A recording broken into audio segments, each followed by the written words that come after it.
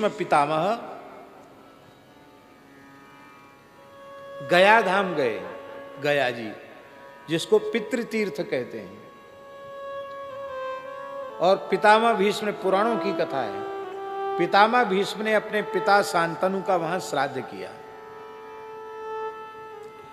तो जैसे ही वो पिंडदान कर रहे थे तो उनके पिता राजर्षि शांतनु का हाथ कुशा के भीतर से निकल आया और उन्होंने कहा कि वत्स भीष्म, मैं बहुत भूखा हूं तुम्हारे इस पिंड का, लाओ हमको पिंड दो।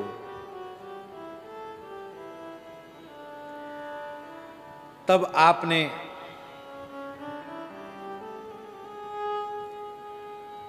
अपने पिता के हाथ में पिंड नहीं दिया।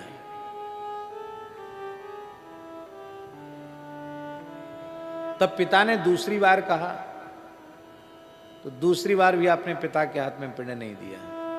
तीसरी बार पिता ने कहा कि अरे तुम हर बार कुशा पर ही पिंड देते हो, मुझे पिंड क्यों नहीं दे रहे हो?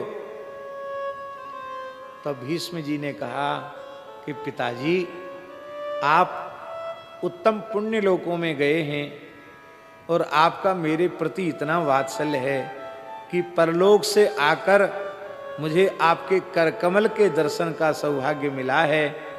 पर आप गुरुजनों ने ही हमको सिखाया है कि आज्ञा शास्त्र की ही माननी चाहिए।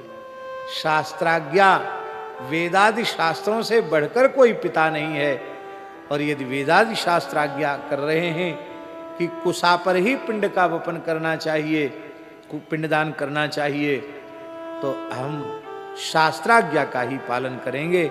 आप हमारे अपराध को क्षमा करें, क्योंकि आपने यही शिक्षा दी कि वेदानुकूल आचरण करना। तो कहते हैं कि उसी समय शांतनु जी प्रत्यक्ष प्रकट हो गए। बोले, हम निष्ठा की परीक्षा लेने आए थे, यदि तुम हमारे हाथ में पिंड देते तो मैं तुम्हें शाप दे देता, लेकिन तुम्हारी धर्मनिष्ठा, कहीं तुमने भावुकता में आकर शास्त्र की मर्यादा का अतिक्रमण तो नहीं किया।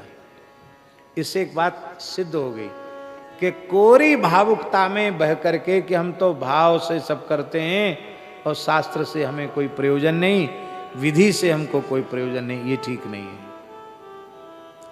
क्योंकि भगवान ने गीता में कहा, यह शास्त्र विधि मुत्सृज्य वर्तते कामकारतः न स सिद्धिम वाप्नोति न सुखम न पराम गतिम। शास्त्र विधि का बहुत।